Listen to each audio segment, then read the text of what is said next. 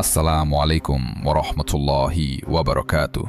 Kembali lagi di channel Kelambu Hitam bersama saya Lukman yang akan selalu membawakan cerita horor untuk menemani aktivitas kalian semua. Gimana kabarnya teman-teman semua? Semoga kalian semua dalam keadaan sehat selalu dan dilancarkan rezekinya. Kali ini saya akan membawakan kisah yang sangat mengerikan berjudul Tumbal Pungkasan. Seperti apakah ceritanya? Tanpa perlu lama lagi, mari kita masuk ke ceritanya. Namun sebelum itu, dukung channel ini dengan menekan tombol subscribe dan aktifkan lonceng notifikasinya agar tak ketinggalan cerita horor lainnya. Selamat mendengarkan. Tahun 2013, Yogyakarta. Cuaca sore itu sangat terik. Raisa duduk diam di teras rumahnya, mengusap keringat di dahi sambil memeriksa lembaran kertas skripsi. Ia adalah mahasiswi semester akhir di sebuah universitas negeri. Kehidupannya serba kekurangan setiap harinya. Ayahnya bekerja sebagai guru honorer. Namun, sudah 3 bulan ini bapaknya tidak mengajar karena sakit pada dadanya. Ibunya membuka warung makan kecil di depan rumah mereka, menjual nasi bungkus dan gorengan untuk bertahan hidup. Raisa membagi waktunya dengan ketat setiap hari. Pagi hari ia pergi kuliah. Siang harinya, ia mencuci tumpukan piring kotor dan melayani pembeli di warung ibunya tanpa istirahat. Menjelang sore hari, ia berkeliling mengajar les matematika untuk anak-anak sekolah dasar di kampungnya. Penghasilan dari mengajar les itu hanya cukup untuk membayar uang bus dan biaya mencetak tugas kuliah. Di kampus, Raisa memiliki sahabat dekat bernama Nisa. Sejak kecil, Nisa memiliki kemampuan melihat hal-hal gaib yang tidak bisa dilihat orang biasa.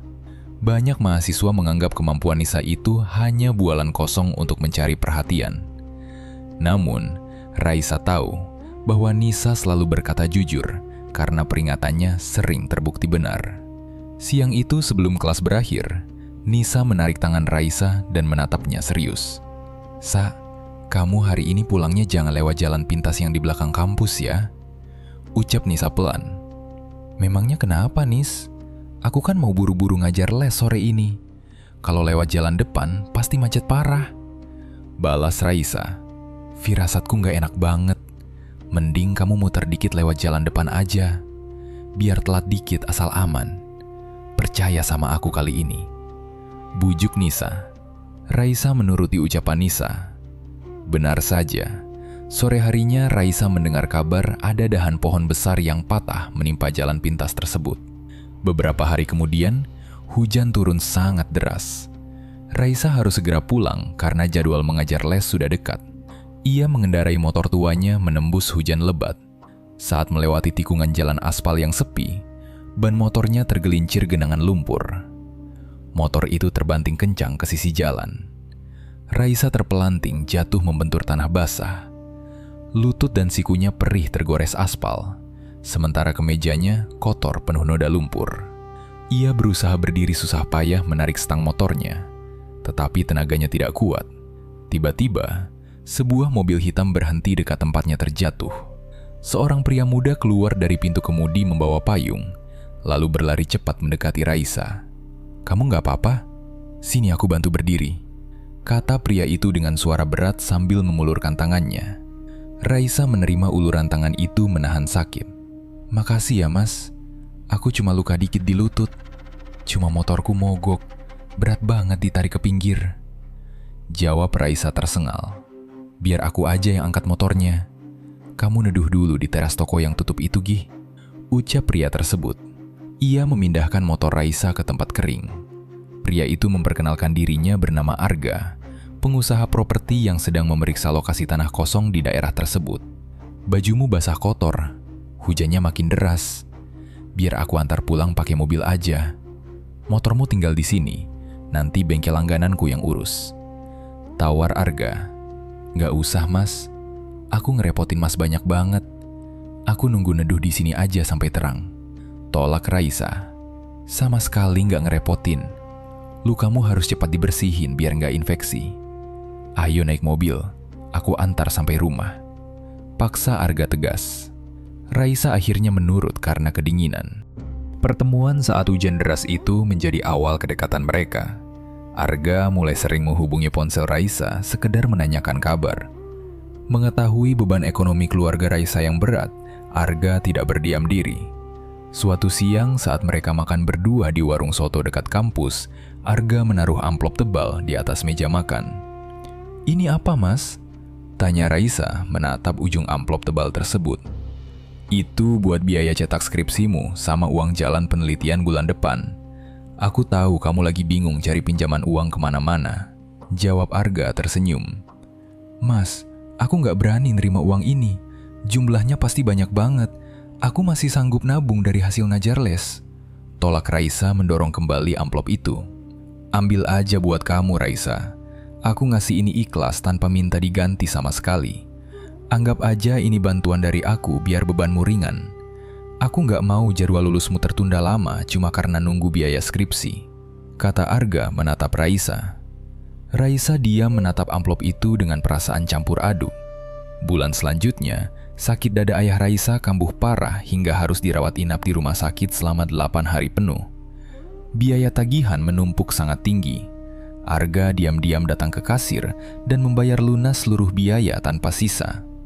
Ia juga memberikan tawaran pekerjaan kepada Raisa saat mereka duduk di ruang tunggu rumah sakit sore harinya. "Mulai minggu depan, kamu bisa kerja di kantorku tiap sore.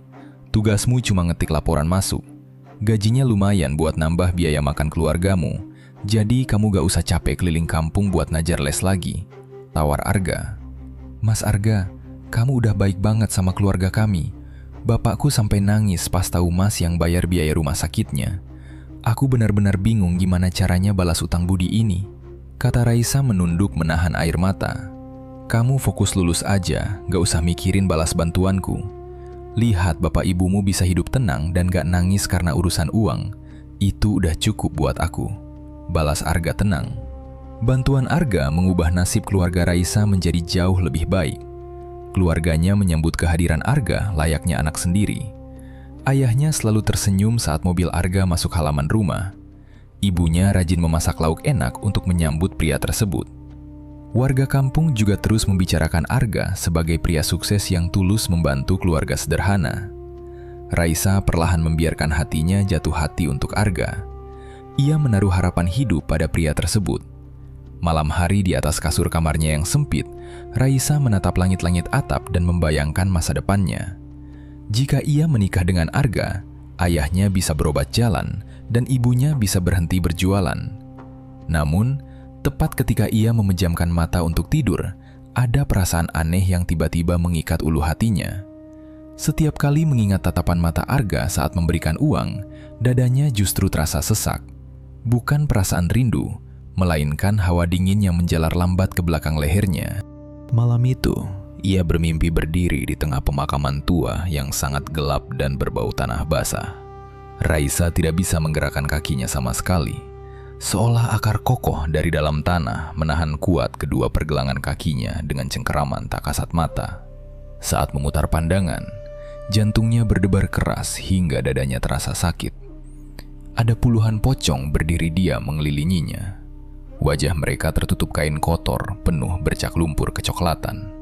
Mereka tidak bergerak sedikit pun, hanya berdiri kaku membentuk sebuah lingkaran besar yang mengurung tubuhnya. Di sela-sela barisan kain kafan itu, muncul seorang perempuan tua mengenakan kebaya hitam lusuh. Wajahnya pucat pasi dengan mata melotot menatap lurus ke arah mata Raisa. Mulutnya yang keriput terus bergerak mengucapkan satu kata berulang dengan nada datar namun menembus relung telinga. Perempuan tua itu terus berucap pungkasan, pungkasan, pungkasan tanpa ada henti. Tepat ketika tangan keriputnya terulur ingin menyentuh wajahnya, Raisa terbangun kaget dengan napas memburu cepat. Keringat dingin membasahi punggung dan dahinya, sementara suhu tubuhnya turun menjadi sangat dingin. Ia memeluk lututnya di atas kasur, berusaha meyakinkan diri bahwa itu hanyalah bunga tidur karena ia sedang banyak pikiran akhir-akhir ini. Keesokan paginya, Raisa keluar dari kamar dengan wajah pucat. Ia pergi ke dapur untuk mengambil air hangat. Ibunya sedang duduk diam di kursi kayu memotong sayuran dengan lambat dan sesekali menghela napas panjang. Melihat ibunya tidak biasa, Raisa menarik kursi plastik dan duduk di sebelahnya. "Ibu pucat banget pagi ini. Kurang tidur semalam. Kalau ibu lagi sakit, warungnya kita tutup dulu saja hari ini. biar ibu bisa istirahat penuh di kamar. Tegur Raisa membuka pembicaraan. Ibunya menghentikan pisau lalu menatap Raisa dengan raut wajah ketakutan. Ibu gak sakit badannya, Nduk. Cuma semalam ibu benar-benar gak bisa tidur nyenyak. Jam 2 malam pas bapakmu sudah tidur, ibu dengar jelas ada suara langkah kaki mondar-mandir di atas genteng rumah kita. Suaranya berat banget, kayak suara kaki orang lari tapi diseret paksa. Ibu takut itu maling, jadi ibu keluar kamar pelan-pelan niatnya mau bangunin bapakmu. Jawab ibunya bergetar menahan tangis. Terus ibu lihat malingnya di mana? Ada barang yang hilang di ruang depan. Tanya Raisa terkejut. Bukan maling yang ibu lihat. Pas ibu jalan lewatin depan kamarmu, ibu lihat langsung pakai mata sendiri ada bayangan putih tinggi banget berdiri tegak nempel di depan pintu kamarmu. Bayangan itu dia menghadap lurus ke pintumu. Ibu langsung lemas, kaki gemetar hebat, sampai gak berani teriak minta tolong bapakmu. Ibu cuma baca doa dalam hati sambil jalan mundur balik masuk kamar lagi. Cerita ibunya sambil memegang erat tangan Raisa. Raisa menelan ludah dengan susah payah. Hatinya langsung teringat rentetan pocong di mimpi buruknya semalam. Ia urung menceritakan sosok perempuan tua itu agar ibunya tidak menjadi semakin panik. Gangguan gaib itu ternyata menjadi awal teror menakutkan bagi seisi rumah. 3 hari setelah kejadian bayangan putih tersebut, adik laki-laki Raisa yang bernama Danu mengalami kejadian mengerikan. Malam itu gerimis turun membasahi kampung sejak sore. Sekitar jam 8 malam, adiknya pergi ke kamar mandi di bagian paling belakang rumah. Raisa sedang duduk mengerjakan tugas di ruang tengah ketika ia mendengar suara benda jatuh bersusulan dari arah belakang. Danu, kamu jatuh terpeleset di kamar mandi ya? Jawab, Mbak, kamu gak apa-apa di dalam situ? Teriak Raisa karena merasa khawatir. Tidak ada jawaban sama sekali dari arah sana. Raisa cemas, lalu berjalan cepat menuju pintu belakang. Saat membuka pintu kayu halaman belakang, ia melihat adiknya sudah tergeletak pingsan di tanah basah, tepat di bawah pohon mangga besar. Raisa berteriak memanggil bapak dan ibunya. Mereka segera menggotong Danu masuk dan membaringkannya di ruang tengah. Setelah wajahnya diusap air hangat, adiknya membuka mata lalu menangis dengan keras. Kamu kenapa bisa pingsan di luar begini, Nu? Kepalamu kepentok tembok pintu kamar mandi pas keluar. Tanya Raisa memeluk adiknya erat. Ada pocong di luar, Mbak. Di bawah pohon mangga tadi pas Danu buka pintu. Jawab adiknya terbata-bata, menangis menunjuk pintu belakang. Kamu salah lihat karena di luar gelap. Itu pasti cuma jemuran kain putih punya ibu yang lupa diangkat sore tadi. Timpal bapaknya mencoba menenangkan. Bukan kain jemuran, Pak.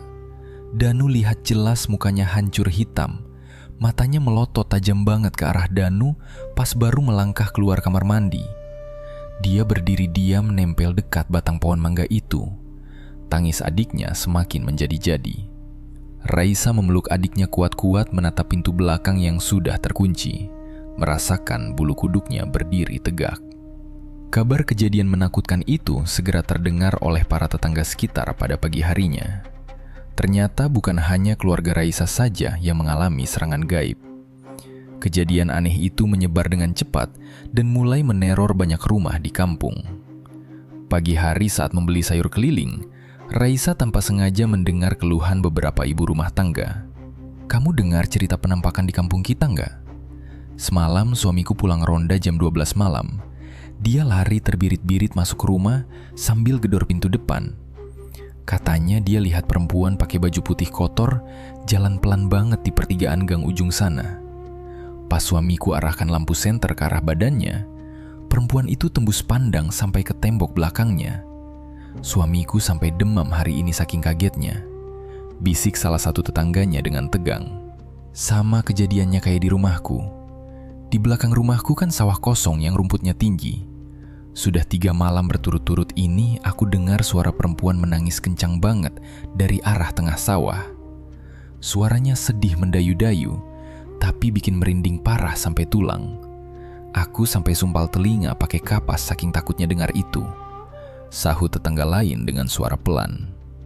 Raisa hanya diam terpaku mendengarkan percakapan ketakutan itu tanpa berani menanggapi sepatah kata pun. Ia bergegas berjalan pulang membawa belanjaan dengan pikiran kacau balau. Warga kampung mulai menutup rapat pintu rumah masing-masing dan jarang ada yang berani keluar setelah waktu maghrib tiba. Jalanan aspal kampung yang biasanya ramai oleh suara tawa anak-anak bermain, kini menjadi sepi senyap seperti kampung mati setiap kali malam hari turun. Raisa duduk diam merenung di tepi kasurnya, merasakan dada yang semakin sesak terhimpit. Keesokan paginya, ia memaksakan diri mandi dan berangkat ke kampus dengan wajah sepucat mayat dan mata berkantung gelap akibat kurang tidur. Sesampainya di halaman kampus, Nisa yang sedang duduk di kursi panjang bawah pohon beringin langsung menyadari keadaan sahabatnya yang sangat berantakan dan tidak bertenaga itu. "Sa, kamu kenapa pucat banget hari ini? Wajahmu nyaris gak ada darahnya sama sekali," tanya Nisa sambil menarik tangan Raisa agar duduk bersandar. "Aku gak bisa tidur semalaman, Nis. Terus hawanya dingin banget di rumah, padahal di luar gak hujan. Kepalaku pusing banget, rasanya kayak mau pecah," jawab Raisa memejamkan mata menyandarkan kepalanya ke dinding tembok. "Kamu beneran cuma kurang tidur atau ada hal lain? Aku perhatiin hawamu beda semenjak kamu sering jalan sama Arga. Kayak ada yang ngikutin kamu dari belakang dengan tatapan marah," desak Nisa menatap tajam. "Kamu jangan nakut-nakutin aku dong. Aku cuma banyak pikiran gara-gara bapak sakit, urusan skripsi belum beres, ditambah di kampungku lagi banyak gangguan aneh tiap malam," bantah Raisa cepat menutupi rasa gelisahnya. Sebuah mobil sedan hitam mengkilap berhenti tepat di depan mereka berdua. Arga menurunkan kaca mobil lalu tersenyum manis ke arah Raisa. "Ayo pulang, Sa. Aku antar kamu sekarang biar kamu bisa istirahat tenang di rumah," panggil Arga ramah. Raisa mengangguk lemas lalu berpamitan. Saat Raisa melangkah mendekati pintu mobil, mata Nisa menangkap pemandangan yang membuat jantungnya hampir berhenti. Tepat di belakang kursi kemudi Arga, duduk sesosok perempuan berambut sangat panjang menutupi seluruh wajah. Saat mobil bergerak pelan, perempuan tersebut menoleh perlahan ke arah Nisa. Wajahnya sangat pucat tanpa darah, matanya hanya berupa lubang hitam kosong yang dalam dan lehernya patah terkulai kaku ke bahu. Nisa menahan napas ketakutan melihat mobil itu perlahan menjauh dari halaman kampus. Pandangan mengerikan di dalam mobil itu langsung mengubah seluruh jalan pikiran Nisa. Ia kini merasa sangat yakin ada bahaya gaib besar yang sedang mengincar nyawa sahabatnya melalui laki-laki kaya tersebut. Berbekal rasa khawatir yang sangat kuat, Nisa memutuskan bolos kuliah dan memacu sepeda motornya menuju desa asal Arga siang itu juga. Perjalanan memakan waktu lebih dari 2 jam melewati jalanan aspal menanjak yang membelah hutan karet, hingga akhirnya sampai ke sebuah desa yang sangat sepi di kaki lereng gunung. Nisa mematikan mesin dan memarkir motornya di depan sebuah warung kopi kecil berdinding papan kayu yang dijaga oleh seorang laki-laki tua. Setelah memesan segelas teh hangat, Nisa duduk merapatkan jaketnya lalu mulai mengajak penjaga warung itu mengobrol untuk memancing informasi secara diam-diam. "Pak, saya dari kota sedang mencari alamat keluarga Mas Arga. Katanya rumahnya paling besar dan paling kaya di desa ini. Bapak tahu letaknya di sebelah mana?" tanya Nisa memulai percakapan ramah. Laki-laki tua itu mendadak menghentikan adukan kopinya dan menatap wajah Nisa dengan tatapan menyelidik. "Mbak ini siapanya Nak Arga? Teman dekatnya, saudara, atau pacarnya?" tanya bapak itu merendahkan suara sambil celingukan ke arah luar. "Saya cuma teman sekampus saja, Pak. Ada urusan tugas kuliah kelompok yang harus diserahkan ke Mas Arga hari ini juga. Memangnya kenapa ya, Pak?" Nisa bertanya balik mencoba setenang mungkin. "Mending Mbak cepat pulang saja ke kota sekarang. Jangan terlalu dekat sama keluarga itu kalau Mbak masih mau hidup selamat. Keluarga Arga memang sekarang paling kaya di sini. Rumahnya tingkat gedong dan tanahnya membentang luas. Tapi orang asli sini sama sekali tidak ada yang mau berurusan sama mereka," jawab bapak itu terus melihat ke jalanan sepi. "Kenapa warga desa tidak mau berurusan sama mereka? Bukannya Mas Arga orangnya sangat baik dan suka bantu orang miskin?" pancing Nisa semakin penasaran. Laki-laki tua itu menarik kursi kayu kosong lalu duduk merapat ke meja Nisa. Keluarga itu dulunya miskin melarat. Buat makan nasi saja susah. Tapi tiba-tiba mereka berubah jadi kaya raya. Warga desa sini tahu semua. Bapaknya Arga dulu sering naik ke lereng gunung menemui Mbah Karto. Dia itu dukun tua sakti yang melayani pesugihan ilmu hitam. Bisik bapak itu dengan raut tegang. Pesugihan ilmu hitam yang bagaimana maksud bapak? Tanya Nisa pelan. Pesugihan minta harta banyak ke makhluk gaib. Pesugihan keluarga itu syaratnya minta tumbal nyawa manusia, khusus minta perempuan muda, tegas laki-laki tersebut. Nisa seketika merasakan bulu kuduk di leher dan tangannya berdiri tegak. Bapak yakin keluarga Arga pakai tumbal manusia? Itu tuduhan kejam loh, Pak. Sanggah Nisa berpura-pura tidak percaya. Saya bicara bukti fakta, Mbak. Di desa ujung gunung ini sudah bukan rahasia lagi. Setiap jeda beberapa tahun sekali, pasti ada satu perempuan muda hilang tidak ketahuan rimbanya kemana. Dan anehnya, semua perempuan yang hilang itu selalu sehabis menjalin asmara sama laki-laki dari keluarga Arga. Dulu kakaknya Arga bawa calon istri cantik dari kota. Minggu depannya perempuan itu hilang. Sekarang Arga yang dapat giliran turun tangan cari mangsa baru. Makanya kalau Mbak masih sayang nyawa, jangan pernah mau diajak mampir ke rumah keluarganya. Jelas bapak itu bersungguh-sungguh. Nisa terdiam kaku mencerna ucapan itu. Ingatannya langsung memutar ulang sosok hantu perempuan berleher patah di dalam mobil Arga. Ia sadar betul bahwa hantu menakutkan itu mungkin saja adalah salah satu arwah korban tumbal yang terus mengikuti Arga. Nisa tidak berani bertanya lebih banyak lagi dan segera pamit memacu motornya menuruni gunung meninggalkan desa tersebut. Sepanjang jalan pikirannya sangat kacau membayangkan nasib Raisa ke depannya. Sahabatnya yang lugu itu sama sekali tidak tahu bahwa tumpukan uang bantuan Arga hanyalah sebuah jebakan mematikan. Nisa sangat menyadari bahwa kemampuan melihat hal gaib yang ia miliki tidak akan cukup kuat untuk menghadapi ilmu pesugihan hitam yang berumur puluhan tahun. Setibanya di batas kota, Nisa langsung membelokkan arah motornya menuju rumah Kiai Hamdan, seorang tokoh agama bersahaja yang paling mengerti urusan gaib di pinggiran kota. Sesampainya di pelataran rumah berdinding anyaman bambu itu, Nisa melepas sepatunya dan berlari masuk menemui Kiai Hamdan yang sedang duduk berzikir di ruang tamu. Napas Nisa tersengal-sengal menahan dadanya yang bergemuruh. Kiai Hamdan menghentikan gerakan tasbihnya, menatap lurus mata Nisa seolah langsung bisa melihat beban gelap yang dibawa gadis itu. "Ada apa, Nduk? Wajahmu pucat pasi dan hawamu dipenuhi rasa takut pekat. Duduk bersila dulu, minum air putih ini dan tenangkan jalur napasmu," ucap Kiai Hamdan pelan menyodorkan gelas kaca. Nisa meneguk air itu lalu menceritakan semuanya tanpa ada detail yang terlewat. Mulai dari penderitaan Raisa, penampakan hantu patah leher di kampus, hingga rahasia pesugihan lereng gunung. Kiai Hamdan terdiam kaku mendengarkan rentetan kejadian itu.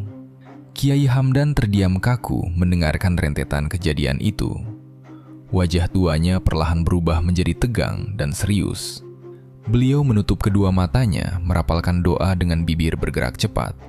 Udara di dalam ruang tamu perlahan mendadak terasa sangat padat menekan pundak, membuat batin Nisa menjerit cemas menunggu jawaban yang masih tertahan di mulut Kiai tersebut. Tiba-tiba Kiai Hamdan membuka matanya. "Duk Nisa, ini bukan gangguan biasa.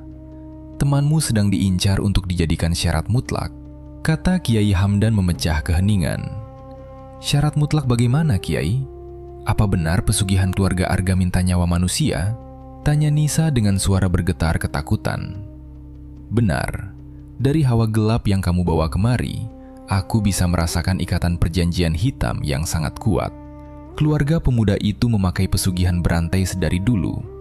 Mereka harus menyerahkan nyawa manusia berkala dalam batas waktu tertentu buat membayar lunas kekayaan mereka," jelas Kiai Hamdan. "Terus nasib Raisa bagaimana, Kiai? Dia kan sekarang dekat banget sama Arga." Nisa semakin panik. Berdasarkan hitungan dari tanda yang kamu ceritakan tadi, Raisa dipastikan jadi target korban selanjutnya. Bukan sekedar korban biasa, dia sudah dipilih buat jadi tumbal pungkasan, ucap Kiai Hamdan. "Tumbal pungkasan itu apa, Kiai?" "Itu tumbal manusia yang terakhir, Nduk. korban penutup buat mengunci paksa semua kekayaan keluarga Arga agar bertahan sangat lama sampai anak cucu mereka. Kalau tumbal terakhir ini berhasil diserahkan pada waktunya, nyawa temanmu tidak akan bisa kembali lagi, jawab Kiai Hamdan mengusap wajahnya yang lelah. Nisa menangis ketakutan membayangkan nasib sahabatnya yang sama sekali tidak sadar sedang berjalan masuk ke dalam lubang kematian. Sementara itu di rumah Raisa, suasana terasa semakin tidak nyaman. Semenjak kejadian penampakan, sifat Arga mulai berubah drastis. Ia menjadi sangat suka mengatur kehidupan Raisa. Arga terus mendesak Raisa agar segera mengadakan pertunangan bulan depan agar hubungan mereka resmi. Malam itu, Arga datang berkunjung membawa kotak makanan dan buah tangan. Saat orang tua Raisa menata makanan di dapur, Raisa mengajak Arga duduk di kursi teras. "Mas, kamu sadar nggak kalau akhir-akhir ini banyak kejadian aneh di rumahku dan kampungku?" tanya Raisa pelan. "Kejadian aneh apa maksud kamu, Sa?" "Perasaan biasa saja," jawab Arga santai sambil meminum kopi buatan ibu Raisa. "Rumahku ini diganggu penampakan, Mas. Ibu lihat bayangan putih di kamarku. Danu pingsan lihat pocong. Terus aku juga tiap malam mimpi dikelilingi banyak pocong dan perempuan tua. Kamu ngerasa hawa aneh nggak tiap datang ke sini?" Cecar Raisa menatap tajam Arga. Arga mendadak tertawa pelan. "Kamu terlalu banyak pikiran gara-gara skripsi, Sa. Mana ada hal gaib zaman sekarang.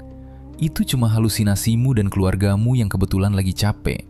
Mending kamu fokus siapkan mental buat acara tunangan kita bulan depan. Nanti aku yang urus semua biayanya," ucap Arga mengalihkan pembicaraan cepat. Ia langsung berdiri masuk ke dalam rumah tanpa memedulikan rasa cemas di wajah Raisa. Keluarga Raisa justru menutup mata dengan semua keganjilan Arga. Ayah dan ibunya menjadi sangat patuh menuruti semua perkataannya tanpa membantah. Tumpukan uang dan barang yang terus diberikan membuat orang tua Raisa merasa berhutang budi besar. "Bapak sama ibu setuju kalau kamu cepat tunangan sama Arga bulan depan. Dia itu baik, mapan, dan sangat perhatian. Jarang ada laki-laki kaya mau turun tangan bantu orang susah kayak kita ini," kata bapaknya saat mengobrol di ruang tengah malam harinya. "Tapi Pak, aku ngerasa ada yang gak beres.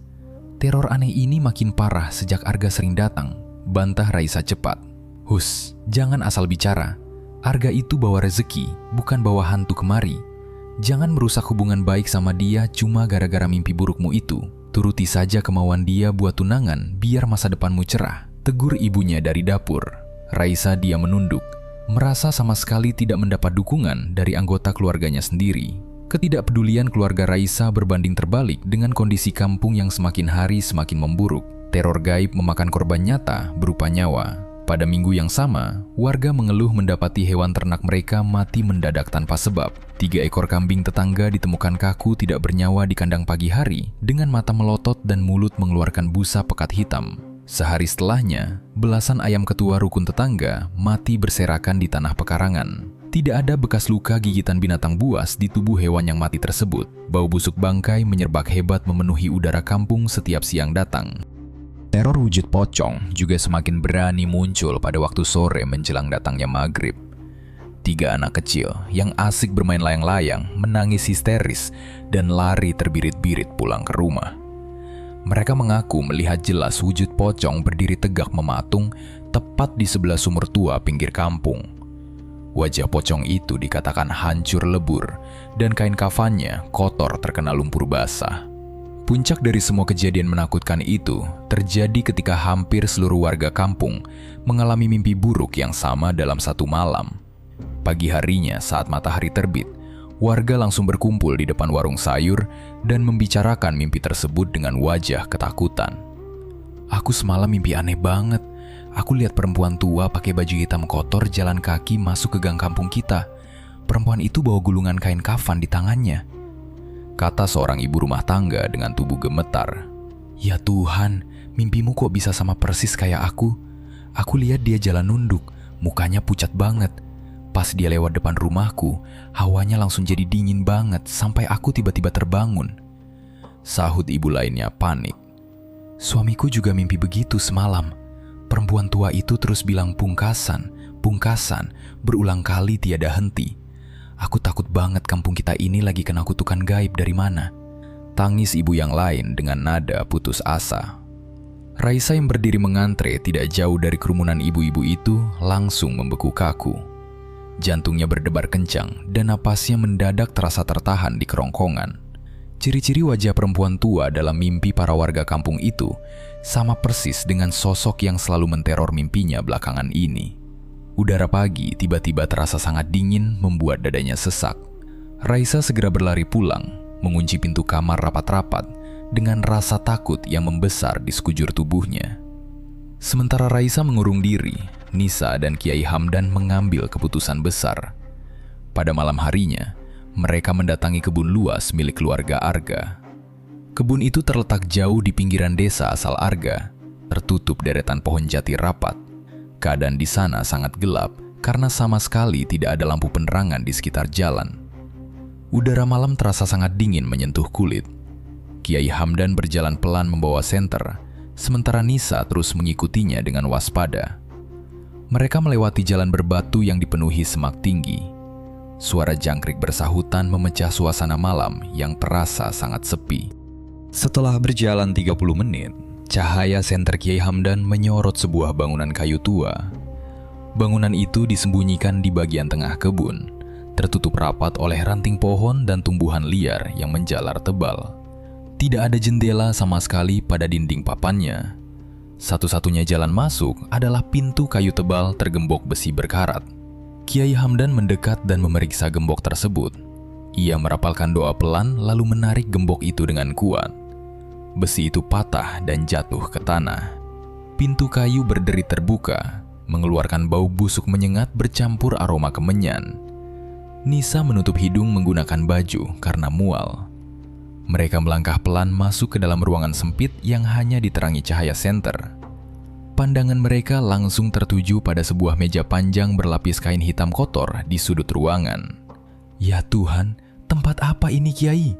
Baunya amis banget, persis bau darah basah. Bisik Nisa bergetar hebat menatap benda-benda di atas meja. Ini ruang khusus buat menyiapkan barang ritual pesugihan mereka. Jangan sembarangan menyentuh barang di sini, jawab Kiai Hamdan mengarahkan cahaya senternya perlahan. Di atas meja itu terdapat banyak perlengkapan ritual ilmu hitam Jawa kuno yang disusun berjejer. Ada 3 kendi tanah liat yang ujungnya ditutup kain putih, berisi air yang diambil dari sumur tua. Di sebelahnya terdapat tumpukan bunga setaman yang sudah mengering dan berubah warna menjadi hitam. Potongan kemenyan besar tergeletak di dekat mangkuk tanah liat bekas pembakaran. Gulungan kain mori tebal memanjang diletakkan berdekatan dengan tumpukan tulang belulang hewan yang masih memiliki sedikit sisa daging membusuk. Benda yang paling membuat Nisa ketakutan adalah deretan foto berukuran kecil yang ditempel pada dinding papan tepat di atas meja. Foto-foto itu bergambar wajah perempuan muda yang sedang tersenyum menghadap kamera. Kertas foto tersebut sudah memudar menjadi kuning karena disimpan sangat lama. Nisa menghitung ada 5 foto perempuan tertempel di sana, dan tepat di ujung kanan terdapat 1 foto baru yang masih bersih. Itu foto Raisa, Kiai. Arga benar-benar sudah merencanakan ini semua dari awal. Raisa akan dijadikan korban selanjutnya sama mereka, kata Nisa menangis sambil menunjuk foto sahabatnya. Tenangkan dirimu Nisa, aku harus melihat petunjuk hari pelaksanaan ritualnya sekarang juga. Ritual pesugihan sebesar ini tidak bisa dilakukan pada hari biasa, ucap Kiai Hamdan sangat serius. Ia mengambil dan memeriksa coretan tinta merah pada sebuah potongan bambu kecil yang diletakkan di samping foto Raisa. Jari tangannya menghitung hari dengan teliti sambil bibirnya bergerak cepat mengucapkan urutan penanggalan Jawa kuno. Wajah Kiai Hamdan langsung berubah menjadi sangat tegang setelah selesai berhitung. Waktu kita tinggal sedikit. Berdasarkan coretan tanggal lahir Raisa dan hitungan hari nahas ini, pembunuhan buat tumbal pungkasan akan dilaksanakan tepat pada malam Jumat Kliwon. Itu berarti tinggal 3 hari lagi dari malam ini. Kalau kita telat bergerak sedikit saja, nyawa temanmu tidak akan bisa kita selamatkan, tegas Kiai Hamdan menatap wajah Nisa. Kita harus lapor polisi sekarang juga, Kiai. Kita bawa bukti foto ini, balas Nisa panik. Polisi tidak akan gampang percaya urusan gaib seperti ini. Kita butuh banyak tenaga warga kampung buat datang menggerebek langsung dan menggagalkan ritualnya malam itu juga.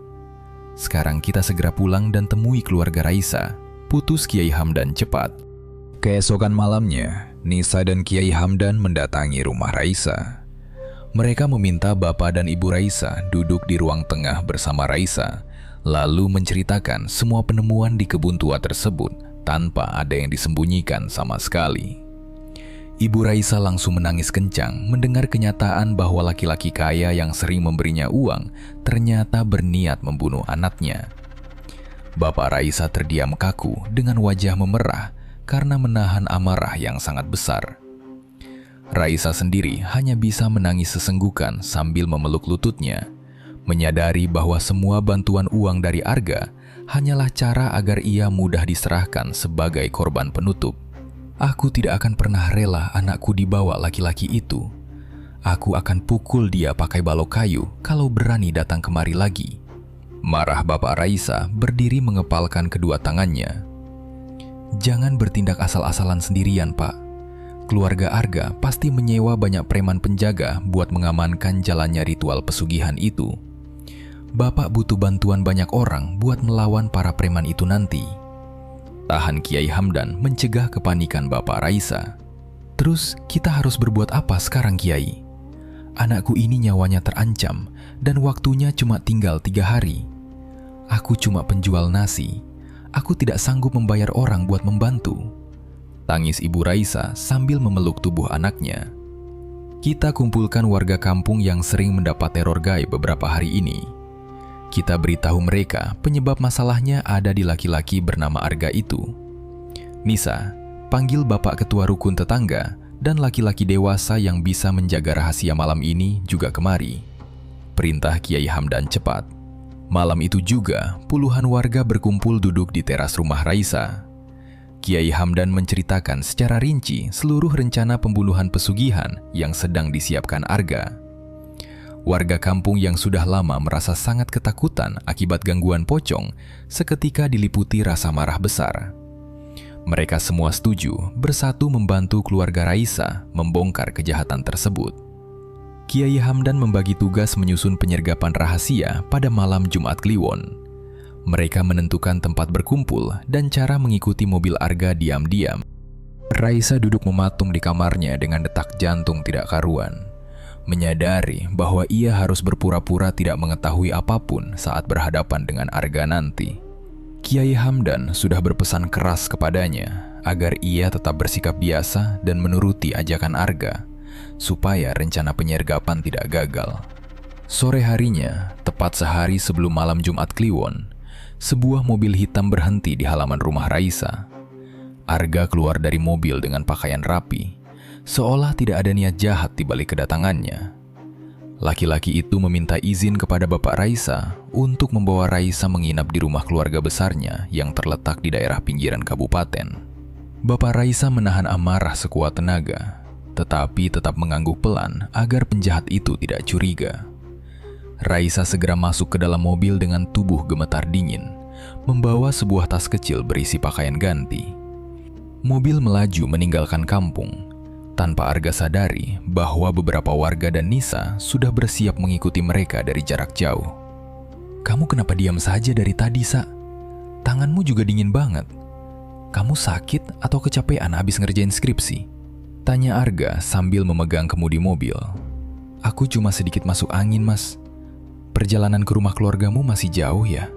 Kok jalannya makin sepi masuk ke arah hutan begini? Jawab Raisa berusaha menahan suaranya agar tidak bergetar. Rumah keluargaku letaknya agak jauh dari jalan raya besar. Sengaja aku bawa kamu ke sana hari ini buat dikenalkan ke keluarga besarku. Biar habis ini kita bisa langsung bahas rencana pernikahan kita secara resmi. Kamu senang kan dengar rencana ini? Ucap Arga sambil tersenyum menoleh ke arah Raisa. Iya, Mas. Aku senang akhirnya bisa ketemu keluargamu. Balas Raisa pelan sambil menundukkan pandangannya. Di dalam hati, ia terus merapalkan doa meminta perlindungan Tuhan. Setelah 1 jam perjalanan melewati jalanan berliku yang sepi, mobil akhirnya masuk ke sebuah halaman sangat luas yang dikelilingi pagar tembok tinggi. Sebuah rumah kayu bergaya lama berdiri kokoh di tengah halaman tersebut. Saat Raisa turun dari mobil, ia langsung merasakan hawa udara yang sangat berbeda. Suasana di tempat itu sangat sepi. Tidak terdengar suara hewan atau tetangga sama sekali. Rumah besar itu tampak gelap karena hanya ada 2 lampu pijar yang menyala redup di bagian teras depan. Arga membuka pintu utama, lalu menyuruh Raisa masuk ke dalam. Lorong-lorong rumah itu sangat panjang dan kurang cahaya. Raisa memperhatikan dengan cermat bahwa hampir semua pintu kamar di sepanjang lorong tersebut sengaja ditutup dan digembok rapat menggunakan rantai besi berkarat. "Mas, katanya keluargamu ada di sini. Tapi kok rumahnya gelap dan sepi banget? Di mana bapak sama ibumu?" tanya Raisa memberanikan diri menatap wajah Arga. "Mereka lagi pergi sebentar ke desa sebelah. Nanti malam pasti pulang. Kamu masuk ke kamar ujung sana, taruh tasmu dan istirahat saja dulu. Aku mau keluar sebentar beli makanan buat kita makan malam. Ingat ya, kamu jangan buka pintu kamar lain. Banyak barang tua di situ." Perintah Arga menunjuk sebuah pintu kayu di ujung lorong paling gelap. "Mas Arga jangan lama-lama perginya. Aku takut sendirian di rumah sebesar ini," kata Raisa menahan lengan baju Arga. "Cuma sebentar saja kok.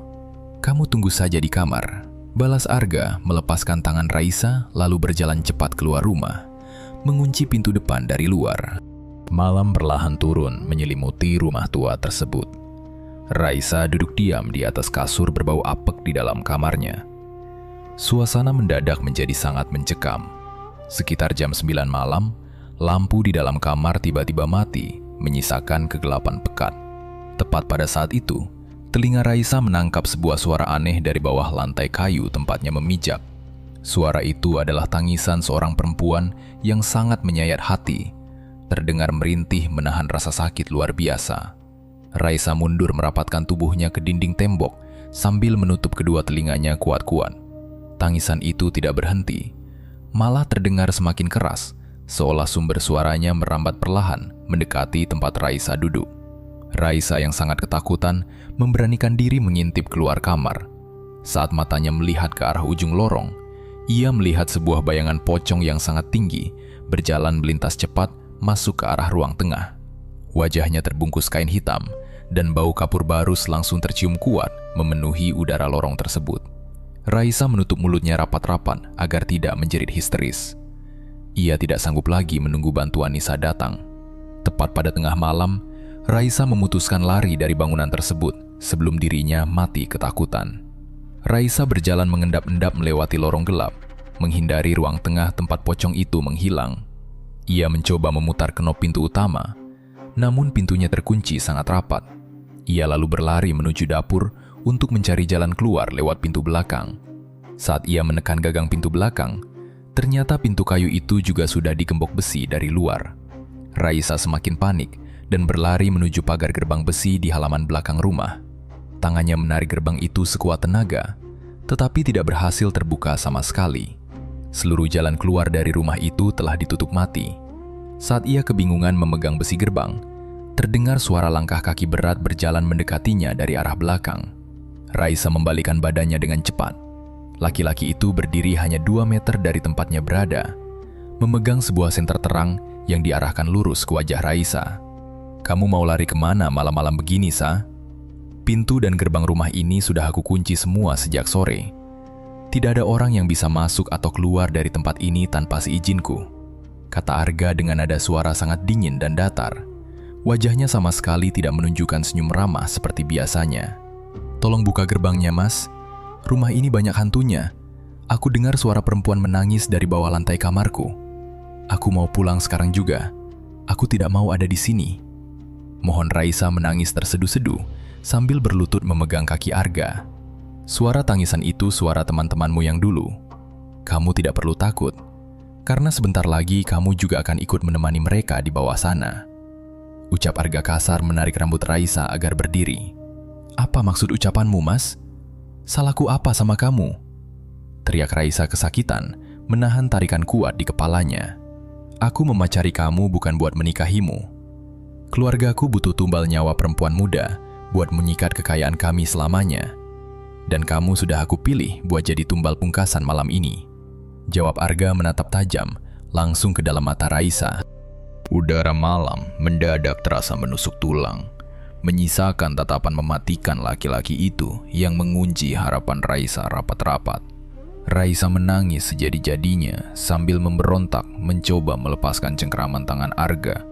Namun tenaga laki-laki itu jauh lebih kuat. Arga menyeret tubuh Raisa paksa menuju ke halaman belakang.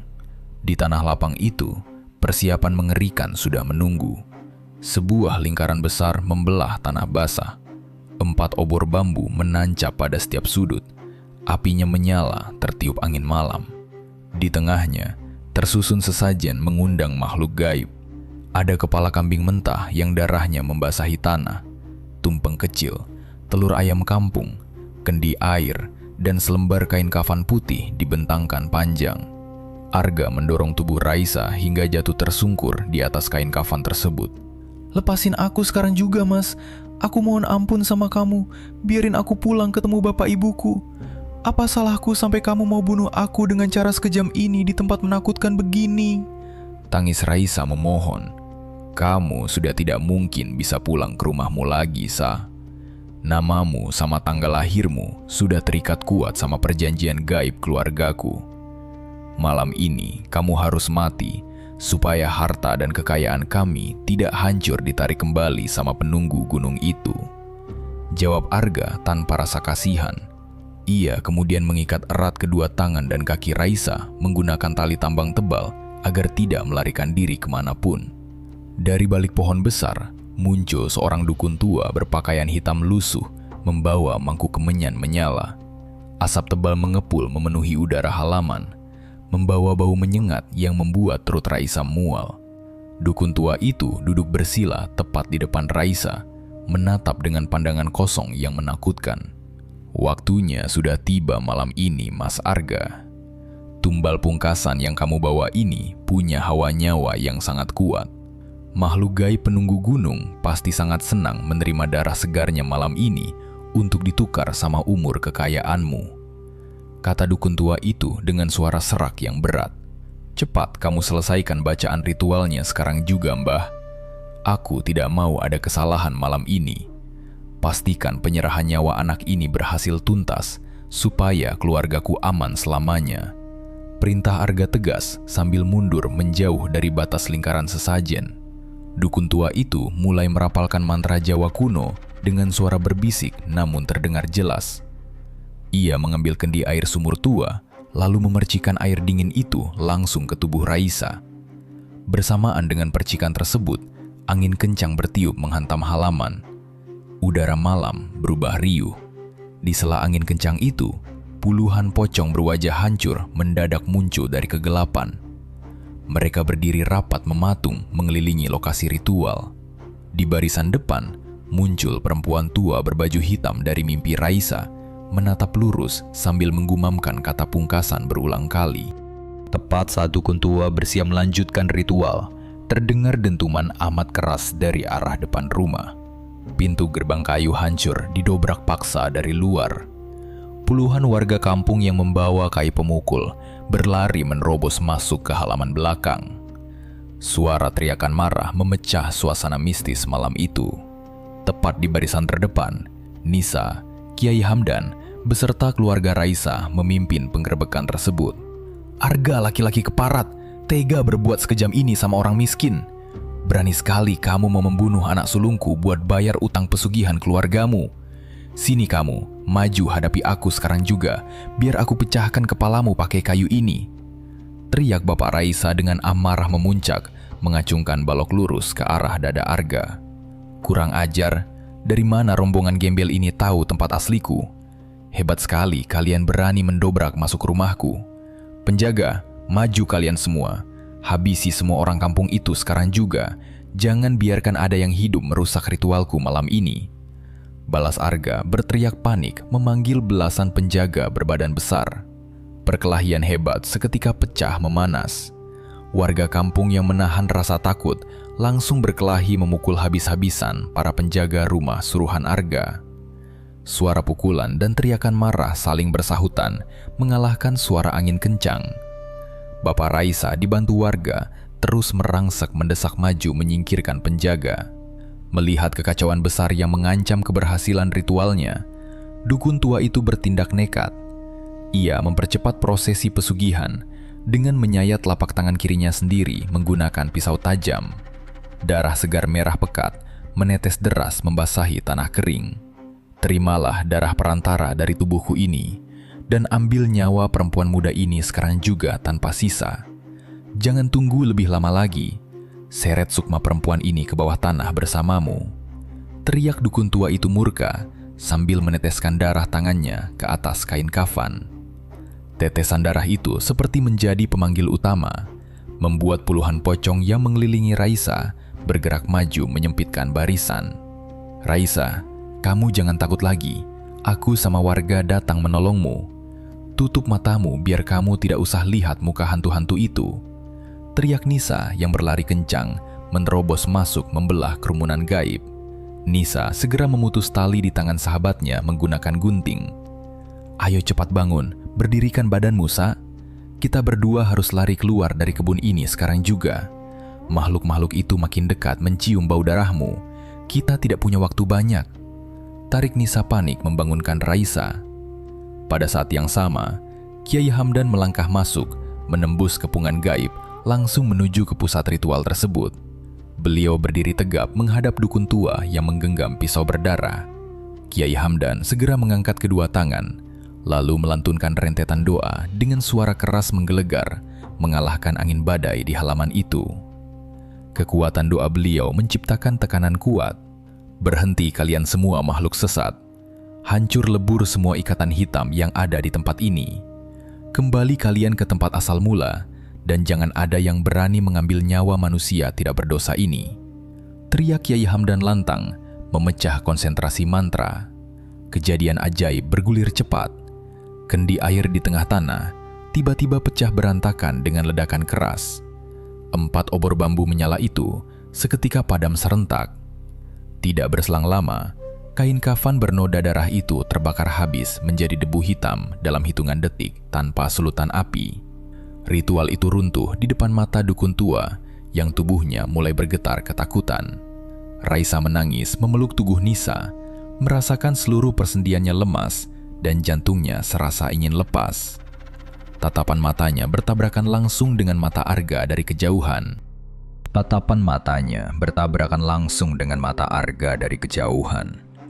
Kehancuran sesajen itu menyisakan hawa kematian yang kini berbalik arah menyelimuti udara, meninggalkan ketegangan batin luar biasa di benak Raisa yang melihat barisan pocong itu berhenti menatapnya dan perlahan memutar leher mereka serempak menuju satu titik sasaran baru.